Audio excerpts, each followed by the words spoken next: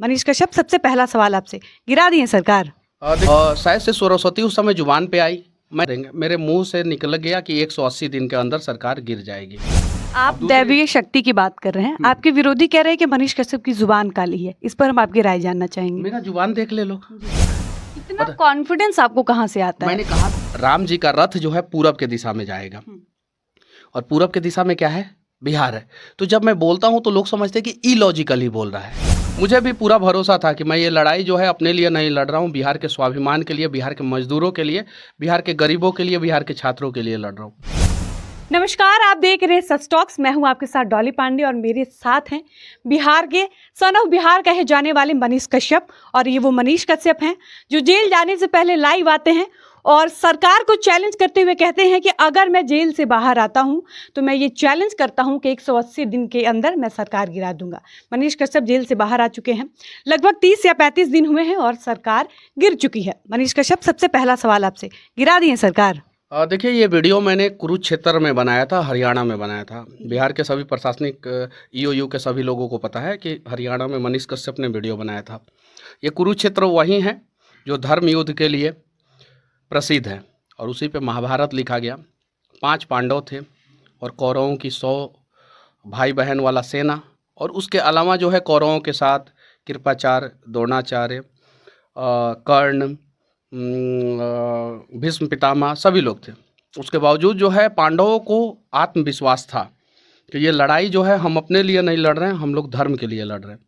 मुझे भी पूरा भरोसा था कि मैं ये लड़ाई जो है अपने लिए नहीं लड़ रहा हूँ, बिहार के स्वाभिमान के लिए, बिहार के मजदूरों के लिए, बिहार के गरीबों के लिए, बिहार के छात्रों के लिए लड़ रहा हूँ। और शायद से सरस्वती उस समय जुबान पे आई। मैंने 1 महीना नहीं बोला, 2 महीना नहीं बोला, 10 महीना नहीं बोला, 12 महीना नहीं बोला। मैंने ये नहीं बोला कि अगला चुनाव में बिहार में सरकार गिरा देंगे। मेरे मुंह से निकल गया कि 180 दिन के अंदर सरकार गिर जाएगी, और वो होता हुआ आप लोगों को दिखाई दे रहा है। इसमें मुझे क्रेडिट देने की ज़रूरत नहीं है। इसमें कोई तो दैवीय शक्ति है, ईश्वरीय शक्ति है, जो ऊपर से हम सभी के कर्मों का डिसीजन लेता है। हम सभी के, जो हम गलत होते हैं तो हमें सज़ा देता है, हम सही होते हैं तो जैसे स्कूल में आप चली जाती हैं तो हर 6 महीना पे मिड टर्म एग्ज़ाम होता है, और 1 साल में जो है आपका ईयरली एग्ज़ाम होता है। तो जब मिड टर्म एग्ज़ाम होता है तो हमें लगता है कि यार ये टीचर बहुत खड़ूस है, बहुत परेशान कर रहे हैं। लेकिन वो मिड टर्म एग्ज़ाम इसलिए होता है कि ईयरली एग्ज़ाम में आप पास हो सके, और ईयरली एग्ज़ाम इसलिए होता है कि अगले क्लास में आप जा सकें। भगवान ने शायद से मिड टर्म एग्ज़ाम लिया मेरा, तो मिड टर्म एग्ज़ाम में मेरे ऊपर केस हुआ। ईयरली एग्ज़ाम लिया, मेरे ऊपर एनएसए लगा, और वो एनएसए और केस भगवान ने इसलिए करवाया कि ये लड़का जो है इतना समस्या के बाद टूटता है कि और ताकतवर होता है। भगवान देखना चाहते थे। तो बस 180 दिन के अंदर सरकार जो है फ्लैट हो गई। जब आप सर्कल बनाइएगा, सर्कल ऐसे, तो यहाँ पे होता है 0, यहाँ पे होता है 180, 180, और यहाँ पे होता है 360। फिर 0 डिग्री के बाद 360 हो जाता है। यहाँ पे होता है 90, यहाँ पे होता है 270। तो 180 दिन मतलब सीधा होता है, 180 डिग्री मतलब सीधा हो जाता है, मतलब सरकार जो है सीधे सो गई। आप दैवीय शक्ति की बात कर रहे हैं, आपके विरोधी कह रहे हैं कि मनीष कश्यप की जुबान काली है। इस पर हम आपकी राय जानना चाहेंगे। मेरा जुबान देख ले लो। मेरा जुबान काला नहीं है, मुझे भरोसा है। मैंने कहा था अररिया में एक जंगल में नदी जो है वहाँ पे 75 साल के अंदर पुल नहीं बन रहा था। मैंने कहा था कि यहाँ पे बनेगा पुल, मैंने वीडियो बनाया था, पुल बन गया। क्या ये जुबान काला वाला होता है? इतना कॉन्फिडेंस आपको कहाँ से आता है? मैंने कहा था, इतना भरोसा। मैंने कहा था पुल बनेगा, पुल बन रहा है, अभी बन रहा है, और उस सरकार में बन रहा है जो सरकार मेरे खिलाफ था। जरा सोचिए, सोचने वाली बात है कि उस सरकार में पुल बन रहा है जो सरकार मेरे खिलाफ था, और मैंने कहा तो कहीं नहीं तो कहीं जो है कुछ चीजें हैं। मैंने कहा था पुल गिरेगा, पुल गिर गया।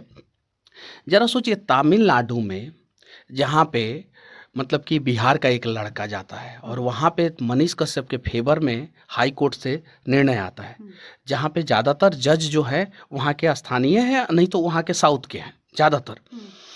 जब बिहार सरकार मेरे खिलाफ था, माँ सरस्वती ने बिहार सरकार का मति भ्रष्ट किया, तो बिहार सरकार मेरे ऊपर केस किया। तमिलनाडु सरकार का मति भ्रष्ट किया, तो तमिलनाडु सरकार ने जो है मेरे ऊपर केस किया, एनएसए लगाया। सुप्रीम कोर्ट में माँ सरस्वती ने मेरा साथ नहीं दिया, तो सुप्रीम कोर्ट से मुझे राहत नहीं मिला। लेकिन माँ सरस्वती चाहती तो मद्रास हाई कोर्ट के जज का भी बिल्कुल बिल्कुल। मैं आस्तिक आदमी हूँ, मैं उस पे सोचता हूँ। तो वहाँ से एक फैसला आ जाता कि नहीं अभी एनएसए में इनको राहत नहीं दिया जाए, तो मैं अभी जेल के अंदर रहता। लेकिन वहाँ से हम लोग आस्तिक लोग हैं। जरा सोचिए, अयोध्या जब राम मंदिर जब प्राण प्रतिष्ठा हुआ, तो उसके बाद से वहाँ से आया, तो मैंने बोला राम मंदिर निर्माण के दौरान कि अब राम जी का रथ जो है पूरब के दिशा में जाएगा, और पूरब के दिशा में क्या है, बिहार है। तो जब मैं बोलता हूँ तो लोग समझते हैं कि इलॉजिकली बोल रहा है, लेकिन मैं सच कहूँ तो कुछ नहीं तो कुछ आभास होता है मुझे, और आभास होता है तो मैं इन सारी चीज़ों को बोलता हूँ। हाँ, कभी कभी हमारी बातें गलत भी होती है, ऐसा नहीं है कि हर एक बातें सही होती है, और ऐसा नहीं है कि मैं बागेश्वर बाबा जी हूँ कि जैसे उनकी सारी बातें सही होती है, तो हम उनसे तुलना भी नहीं कर रहे हैं। लेकिन जब हम लोग लड़ते हैं अपने लोगों के लिए, तो हमें आभास होता है कि ये लड़ाई हम जीतेंगे और हम कुछ नहीं तो कुछ अच्छा करेंगे। आप खुद को पत्रकार नहीं मानते हैं, आप फिर ज्योतिषी भी नहीं है, तो एक यूट्यूबर इतना दूरदर्शी कैसे हो सकता है कि क्या होगा क्या नहीं होगा इसका चैलेंज कर देना, लाइव आकर इतनी बड़ी बात बोलना। मैं ही दूरदर्शी नहीं हूँ, बहुत सारे बच्चे जब पढ़ाई करते हैं तो बोलते हैं कि हमें आईपीएस बनना है और बन जाते हैं, आईएएस बनना है बन जाते हैं। आपने अपने लाइफ में सोचा होगा कि मुझे पत्रकार बनना है, आप बन गई। बहुत सारे लोग एडिटर बनना है बन जाते हैं, पायलट बनना है बन जाते हैं। उनका भी सोच दूरदर्शी वाला होता है। वो जो सोचते हैं कि मुझे जो करना है उसके लिए सच्चे मन से ही प्रार्थना करते हैं। और किसी ने खूबसूरत 4 लाइन लिखा था कि एक सच्चे मन से किया हुआ प्रार्थना जो है आपके जीवन के सारे कष्टों को हरने का सामर्थ्य रखता है। क्या? एक सच्चे मन से किया हुआ प्रार्थना आपके जीवन के सारे कष्टों को हरने का सामर्थ्य रखता है। वैसे जो नीट की तैयारी करता है और सच्चा मन से कहता है कि नहीं इस बार तो हम क्रैक कर ही जाएंगे, और वो कर जाता है। जो आईआईटी की तैयारी करता है वो कहता है कि नहीं इस बार क्रैक कर जाना है, कर जाते हैं। वैसे ही मेरे जीवन में भी जो है कुछ लोगों ने बेवजह अंधकार में मेरा जीवन को ढकेलने का प्रयास किया कुछ लोगों ने। मैंने भी प्रार्थना किया कि मेरे भी जीवन में प्रभु उजाला भर दे, और प्रभु ने भर दिया। और कमाल की बात है कि पता है आज जब सरकार गिरी और जब उन्होंने इस्तीफा दिया, तो मैं सोनपुर के संकट मोचन मंदिर में बैठा था, और मुझे बहुत प्यार करते हैं सुबदार जी। सबको लोग सुबदार भाई साहब कहते हैं उन्हें, हम तो गुरु जी कहते हैं उन्हें। तो बहुत प्यार करते हैं, और मैं उनके पास बैठा था संकट मोचन मंदिर में, उनके पास बैठा था।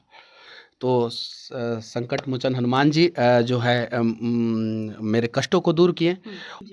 तो हनुमानगढ़ी में गया था, तो मेरा एक जैकेट है ब्लैक कलर का, वहाँ पे पूरा हनुमान जी का जो चंदन होता है जो तो वो पूरा लग गया था, पूरा हनुमान जी का सिंदूर जो चढ़ता है वो पूरा लग गया था। तो मुझे वहाँ पे राजू दास जो महाराज जी हैं, उन्होंने बोला कि बहुत नसीब वाले को जो है ये होता है कि ये लगता है। तो मैंने सोचा कि मैं उस जैकेट को साफ नहीं कराऊंगा। तो मेरे लोग जो है वो बोले क्या कि मनीष जी हम जब गए तो वो लोग चुपके से मेरा जैकेट दे दिए ड्राई क्लीनिंग में, और ड्राई क्लीनिंग में वो साफ़ हो जाता है। लेकिन ड्राई क्लीनिंग में वो ब्लैक कलर का जैकेट गया, उसके बावजूद वो साफ़ नहीं हुआ। हनुमान जी का वो प्रसाद आशीर्वाद, तो कुछ चीज़ें जो है आभास हो जाता है। वहाँ पे मैं अयोध्या गया था तो मुझे लगा था कि अब तो कुछ अच्छा होगा, ये चीज़ें हैं।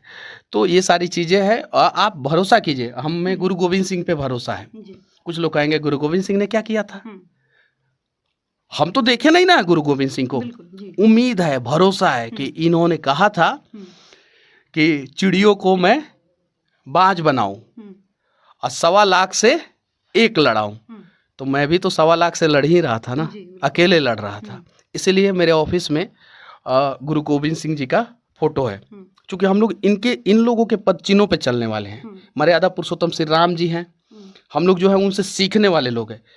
भारत का तिरंगा झंडा है, हम लोग उनसे प्यार करने वाले लोग हैं। तो हमें देश से भी प्यार है, हमें राम से भी प्यार है, हमें गुरु गोविंद सिंह जी से भी प्यार है, और ऐसे ऐसे लोगों से हमें सीखने को मिलता है, प्रेरणा मिलता है। जब ये औरंगजेब का खात्मा कर सकते हैं गुरु गोविंद सिंह, तो हम लोग भी तो कुछ ऐसे लोग हैं जो बिहार को बर्बाद कर रहे हैं, उनसे तो लड़ ही सकते हैं।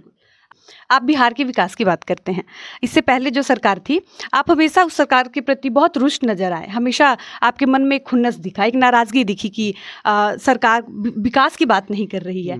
तो अब मनीष कश्यप को क्या लगता है कि अब जो नई सरकार आएगी? आप लोगों को यही जानकारी नहीं है, मेरे चैनल पे जाइए, यूट्यूब पे मैं दिखा रहा हूँ आपको।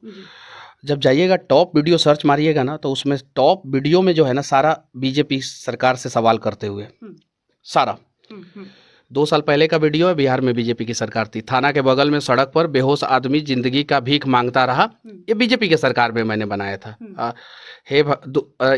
ये जब मैंने सिवान में बनाया था, 18 मिलियन वीडियो जो गया, हे भगवान बिहार के बच्चों IPS IAS डॉक्टर कैसे बनेंगे, तो ये उस समय बीजेपी की सरकार थी।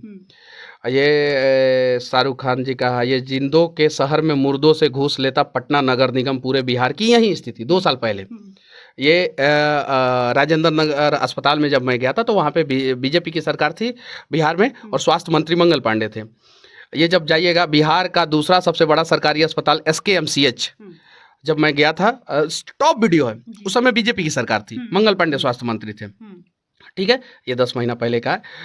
ये टोल का झोल, ये उत्तर प्रदेश में टोल NHAI किसके डिपार्टमेंट में आता है?